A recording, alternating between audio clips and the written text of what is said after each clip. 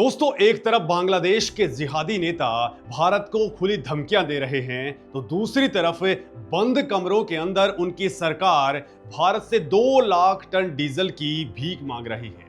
आखिर क्या है बांग्लादेश के नए प्रधानमंत्री तारिक रहमान का असली चेहरा? क्या भारत के खिलाफ जहर उगलना महज एक दिखावा है और पर्दे के पीछे ढाका की सांसें नई दिल्ली के रहमो करम पर चल रही है? राष्ट्रपति मोहम्मद शहाबुद्दीन के इस्तीफे के ठीक पहले उनके और शेख हसीना के बीच उस आखिरी फोन कॉल के अंदर ऐसा क्या सीक्रेट कोड शेयर हुआ है जिसने पूरी तारिक रहमान सरकार की रातों की नींद उड़ा दी है? अब अचानक से बांग्लादेश के आर्मी चीफ जनरल वकार उस जमा को रातों रात क्यों हटाना चाहते हैं तारिक रहमान?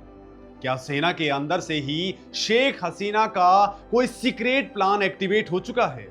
दिसंबर 2026 वो डेडलाइन, जब एक तरफ शेख हसीना की वापसी का रोड मैप तैयार हो रहा है, आर्मी चीफ को हटाने की प्लानिंग हो रही है, और ठीक उसी वक्त अगर गंगा वाटर ट्रीटी को भारत ने ठंडे बस्ते के अंदर ढाल दिया तो बांग्लादेश के अंदर फिर से तख्ता पलट की नौबत आ जाएगी। आखिर दोस्तों, नई दिल्ली से पर्दे के पीछे डोभाल और जयशंकर का प्लान क्या चल रहा है? नमस्कार दोस्तों, मेरा नाम है मुकेश और आज हम इन सभी सवालों की पूरी इनसाइड स्टोरी डिकोड करने वाले हैं। ये कोई जियोपॉलिटिकल उथल पुथल नहीं है, ये एक ऐसा पावर गेम है जहां एक तरफ खोखली धमकियां हैं, दूसरी तरफ भारत का वो साइलेंट वेपन जिसने बिना एक भी शब्द बोले ढाका के पसीने छुड़ा दिए हैं। दोस्तों, शुरुआत करते हैं उस बयान से जिसने इस पूरे विवाद के अंदर आग के अंदर घी डालने का काम किया है। हाल ही के अंदर बांग्लादेश के गृह मंत्री सलाउद्दीन अहमद ने एक बहुत ही भड़काऊ और सीधा बयान दिया है। उन्होंने भारत को खुलेआम चेतावनी देते हुए कहा कि अगर वो पूर्व पीएम शेख हसीना को अपनी जमीन से राजनीतिक गतिविधियां चलाने की इजाजत देते हैं तो उसे बांग्लादेश के साथ में अपने दोस्ताना रिश्तों पर फिर से सोचना पड़ेगा। ये बयान कोई हवा में दिया गया बयान नहीं था, इसका सीधा कनेक्शन अगस्त 5 तारीख को शेख हसीना के द्वारा नई दिल्ली में की गई उस प्रेस कॉन्फ्रेंस से है, जहां उन्होंने पूरी दुनिया के सामने ऐलान कर दिया कि वो बांग्लादेश वापस लौट जाएंगे। शेख हसीना ने साफ शब्दों के अंदर कहा कि बांग्लादेश के अंदर लोकतंत्र पूरी तरह से खत्म हो चुका है और वो अपने देश के लोगों के लिए किसी भी अंजाम की परवाह किए बिना वापस लौट जाएंगी, और इस बयान से तारिक रहमान सरकार की नींव हिला दी है। दोस्तों, इसी बौखलाहट के अंदर गृह मंत्री सलाउद्दीन अहमद ने ढाका यूनिवर्सिटी के नवाब अली चौधरी सीनेट बिल्डिंग के अंदर आयोजित एक कार्यक्रम के अंदर कहा कि भारत शेख हसीना कार्ड भी खेले और बांग्लादेश के साथ में दोस्ताना रिश्ते भी चाहे, ये दोनों बातें एक दूसरे के उलट हैं। उन्होंने उम्मीद जताई कि भारतीय अधिकारी और भारत सरकार इस बात को समझेंगे। ये कार्यक्रम, जिसका नाम तानाशाह सरकार के पतन के अंदर यूनिवर्सिटी के शिक्षकों की भूमिका था, ढाका यूनिवर्सिटी के व्हाइट पैनल और university teachers association of Bangladesh के द्वारा आयोजित किया गया था। लेकिन दोस्तों, इसी मंच से सलाउद्दीन अहमद ने एक ऐसी सच्चाई उगल दी जिसने पूरे नैरेटिव को पलट करके रख दिया और इस प्रोपेगेंडा की पोल खोल दी जिसे दुनिया भर का मीडिया एक छात्र आंदोलन बता रहा था। सलाउद्दीन अहमद ने अपने ही मुंह से यह स्वीकार कर लिया कि यह जन आंदोलन कोई अचानक हुई घटना नहीं थी, बल्कि 17 सालों के त्याग और राजनीतिक आंदोलनों का नतीजा थी। एक नई बनी राजनीतिक पार्टी के नेताओं को संबोधित करते हुए उन्होंने साफ कहा कि राजनीति के अंदर अनुभव और परिपक्वता का कोई विकल्प नहीं है। 17 सालों के संघर्ष के इतिहास को नजरअंदाज करके ये सोचना अवास्तविक है कि सारी उपलब्धियां सिर्फ 36 दिनों के आंदोलन से मिली हैं। उन्होंने कहा कि अगर राजनीतिक शिक्षा के शुरुआती स्तर पर छात्र यूनिवर्सिटी के प्रोफेसर जैसा व्यवहार करते हैं तो ये सोचना गलत होगा कि 17 सालों के लगातार आंदोलनों का 36 दिनों के आंदोलन से कोई लेना देना नहीं था।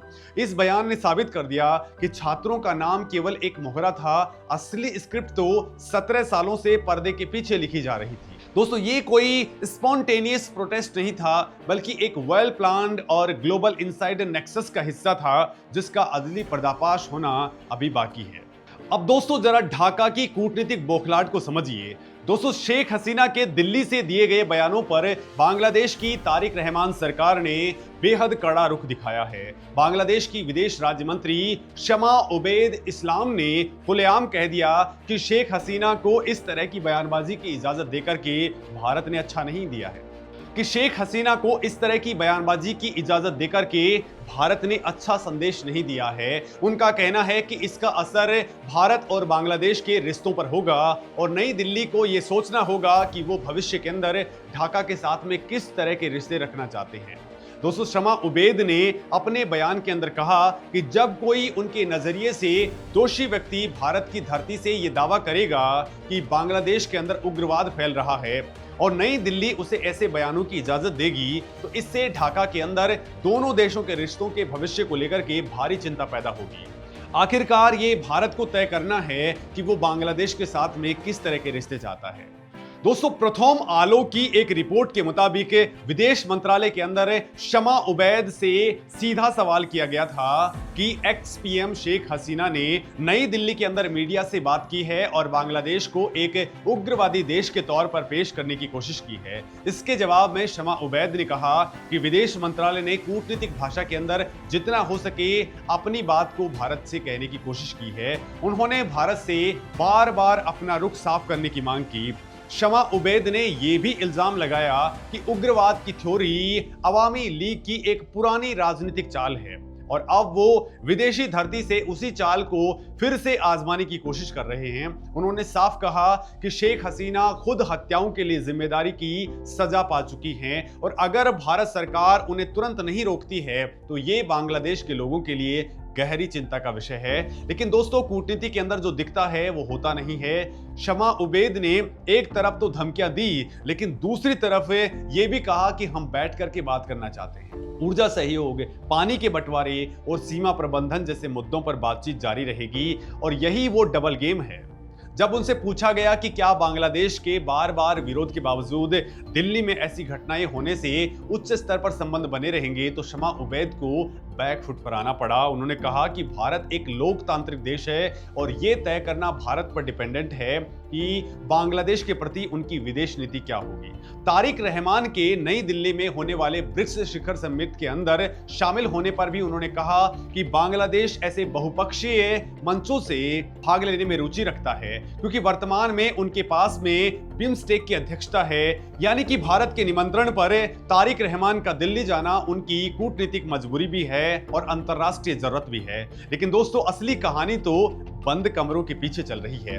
एक तरफ ढाका के मंत्री माइक पर चिल्ला चिल्ला करके भारत को धमकियां दे रहे हैं लेकिन दूसरी तरफ बांग्लादेश के अंदर भारत के उच्चायुक्त दिनेश त्रिवेदी से मुलाकात के लिए समय मांगा जा रहा है।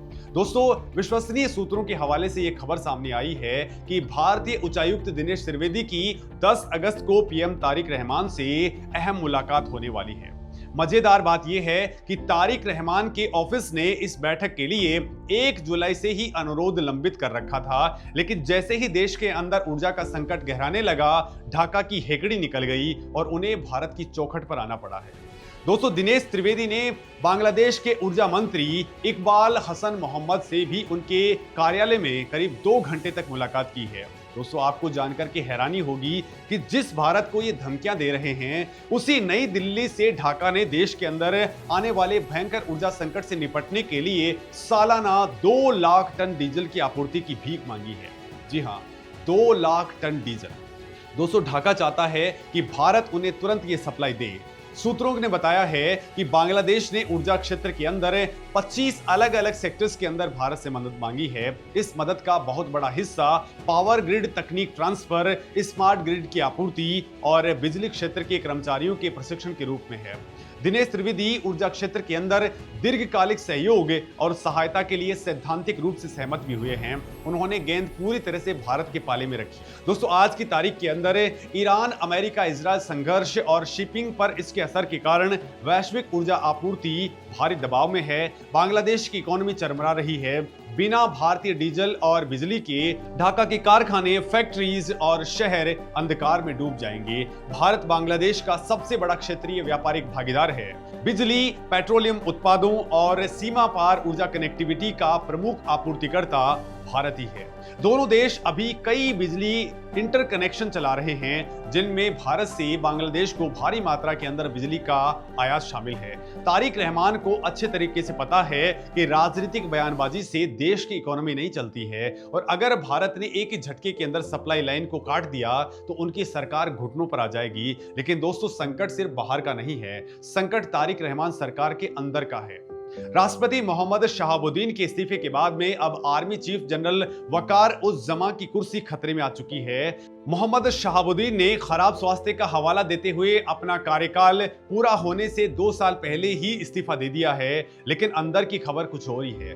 दावा किया गया है कि उन्होंने इस्तीफे से चंद दिनों पहले ही पूर्व पीएम शेख हसीना के साथ में फोन पर सीक्रेट बातचीत की थी। इस एक फोन कॉल की भनक लगते ही तारिक रहमान के नेतृत्व वाली बीएनपी सरकार पूरी तरह से असहज हो गई और राष्ट्रपति को बाहर का रास्ता दिखा दिया गया। मोहम्मद शहाबुद्दीन की नियुक्ति शेख हसीना के कार्यकाल के अंदर हुई थी और उन्हें शेख हसीना के करीबी नेताओं के अंदर गिना जाता था। वो पिछले 2 साल से शेख हसीना के विरोधियों के निशाने पर थे। दोस्तों, मोहम्मद यूनुस के टाइम भी उन्हें पूरी तरह से साइडलाइन कर दिया गया था। अब यही खौफ आर्मी जनरल वकार उज जमा को लेकर के भी है। ऐसी आशंका है कि तारिक रहमान सरकार जल्द ही सेना प्रमुख का इस्तीफा ले सकती है। जनरल वकार उज जमा की नियुक्ति भी शेख हसीना के टाइम ही हुई थी। सबसे बड़ी बात, जनरल वकार उज जमा का शेख हसीना के साथ में दूर का रिश्ता भी है। हसीना के वफादारों के लिए जनरल वकार उज जमा भले ही गद्दार हों, क्योंकि जुलाई 2024 के विद्रोह के दौरान उन्होंने हसीना को बचाने के लिए सेना का इस्तेमाल नहीं किया था, लेकिन तारिक रहमान के आलोचकों और कट्टरपंथियों को लगता है कि आर्मी चीफ अभी भी हसीना के लिए एक बहुत बड़े एसेट साबित हो सकते हैं। सेना प्रमुख के पद पर नियुक्ति से पहले वो प्रधानमंत्री कार्यालय के अंदर सशस्त्र प्रभार बल के प्रधान स्टाफ अधिकारी थे। तारिक रहमान सरकार को खौफ है कि शेख हसीना ने दिल्ली में जो ऐलान किया है कि वो बांग्लादेश लौटेंगी और उन्हें खुद की गिरफ्तारी या फिर जेल जाने की आशंका की परवाह नहीं है, वो सिर्फ एक इमोशनल बयान नहीं है।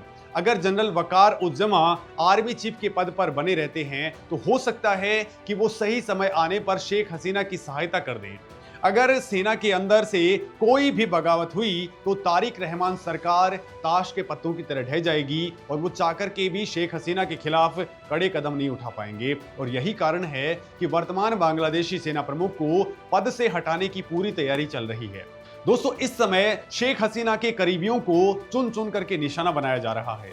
जुलाई 2024 के छात्र आंदोलन के बाद से अवामी लीग के नेताओं और कार्यकर्ताओं की बड़े पैमाने पर हत्याएं की गई हैं, उन्हें राजनीतिक मुकदमों के अंदर फंसाया जा रहा है। दोस्तों, हालात इतने खौफनाक हैं कि शेख हसीना या फिर अवामी लीग के साथ में हल्की सी अफवाह भी किसी इंसान को जेल पहुंचा सकती है या शारीरिक रूप से नुकसान पहुंचा सकती है। लेकिन दोस्तों, ये क्रूरता तारिक रहमान की ताकत नहीं बल्कि उनका डर दिखाती है। उन्हें पता है कि हसीना का नेटवर्क अभी भी ग्राउंड पर मौजूद है और दिल्ली का मूक समर्थन उस नेटवर्क को कभी भी जिंदा कर सकता है। अब दोस्तों, बात करते हैं भारत के उस सबसे बड़े मास्टर स्ट्रोक की, जिसके बिना कोई भी बयान दिए बांग्लादेश की रातों की नींद हराम हो रही है।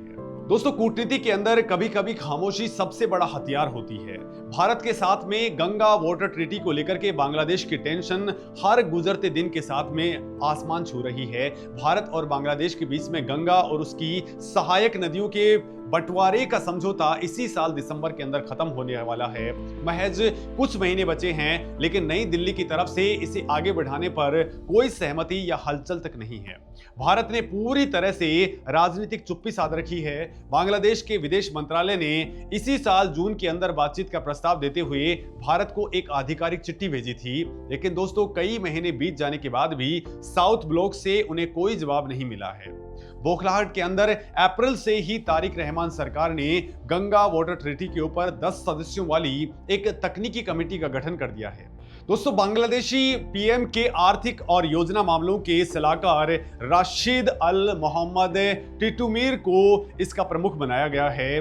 राशिद अल मोहम्मद ने हाल ही के अंदर डेली स्टार से बातचीत में साफ कहा है कि बांग्लादेश भारत के जवाब का बेसब्री से इंतजार कर रहा है। तारिक रहमान सरकार ने 12 सदस्यों वाले जॉइंट रिवर कमीशन का भी पुनर्गठन किया है ताकि किसी भी तरह से भारत से बातचीत शुरू की जा सके। इसका अध्यक्ष जल संसाधन मंत्री को बनाया गया है। अब दोस्तों आखिर ढाका इतना डरा हुआ क्यों है? तो इससे समझने के लिए आपको गंगा वाटर ट्रिनिटी का गणित समझना जरूरी है। दोस्तों भारत और बांग्लादेश 54 नदियों का पानी साझा करते हैं, लेकिन दोनों के बीच जल बंटवारे को लेकर के एक संधि है जो 12 दिसंबर 1996 को साइन हुई थी। इस संधि के तहत सूखे के मौसम यानी कि 1 जनवरी से लेकर के 31 मई तक पानी की मात्रा तय होती है। अगर फरक्का बैराज के ऊपर पानी 70,000 क्यूसेक से ज्यादा होता है तो भारत को 40,000 क्यूसेक पानी मिलता है और बाकी पानी बांग्लादेश चला जाता है। अगर फरक्का बैराज के ऊपर बहाव 70,000 क्यूसेक से 75,000 क्यूसेक के बीच में होता है तो भारत को 35,000 क्यूसेक पानी हासिल होता है और बाकी बांग्लादेश चला जाता है। अगर बहाव 70,000 क्यूसेक से कम हो जाता है तो दोनों देशों को बराबर बराबर मात्रा में पानी मिलता है। लेकिन बांग्लादेश को इस पुराने समझौते पर भी बहुत बड़ी आपत्ति है। बांग्लादेशी एक्सपर्ट्स का कहना है कि पुराने समझौते के अंदर जल स्तर कम होने पर उनके लिए न्यूनतम पानी का कोई ठोस प्रावधान नहीं है। ढाका के जाने माने एक्सपर्ट नजरुल इस्लाम ने चिंता जताई है कि गंगा और उसकी सहायक नदियों के ऊपर भारत के बांधों और बैराज से पानी का बहाव कम हो रहा है। अगर नया समझौता बांग्लादेश के लिए न्यूनतम पानी के बहाव की गारंटी नहीं देता तो सूखे के मौसम के अंदर गंगा का बहाव खतरनाक लेवल पर कम हो जाएगा। इसका मतलब यह है कि बांग्लादेश का एक बहुत बड़ा हिस्सा रेगिस्तान में तब्दील हो सकता है और उनकी पूरी एग्रीकल्चर इकोनॉमी तबाह हो जाएगी। पानी उनके लिए जीवन और मौत का सवाल बन चुका है। भारत की रणनीति यहां बिल्कुल साफ है। मोदी गवर्नमेंट को पता है कि स्ट्रेटेजिक ऑटोनॉमी और नेशनल इंटरेस्ट सबसे ऊपर है। भारत कोई आक्रामक सैन्य कदम नहीं उठा रहा बल्कि सिर्फ एक कूटनीतिक चुप्पी साधे हुए है। जब तक ढाका के अंदर भारत विरोधी ताकतें, चरमपंथी तत्व और तारिक रहमान की दोहरी नीतियां हावी रहेंगी, तब तक भारत किसी भी नई संधि के ऊपर हस्ताक्षर करने की जल्दबाजी नहीं करेगा। पानी और ऊर्जा ये दोनों ऐसे लेवरेज हैं जो पूरी तरह से नई दिल्ली के कंट्रोल में हैं। अगर दिसंबर 2026 तक ये संधि रिन्यू नहीं होती है तो अंतरराष्ट्रीय कानून के तहत भारत पानी के बहाव को अपने नेशनल इंटरेस्ट के हिसाब से रेगुलेट करने के लिए स्वतंत्र हो सकता है। दोस्तों ये एक ऐसा खौफ है जो ढाका के सत्ताधारियों को अंदर तक कपा रहा है। यानी एक तरफ दोस्तों वो भारत के ऊपर बयानबाजी कर रहे हैं, लेकिन दूसरी तरफ वो लोग अंदर खाने भीख भी मांग रहे हैं। ये ठीक वैसा ही मामला है जो आज पाकिस्तान के साथ में है।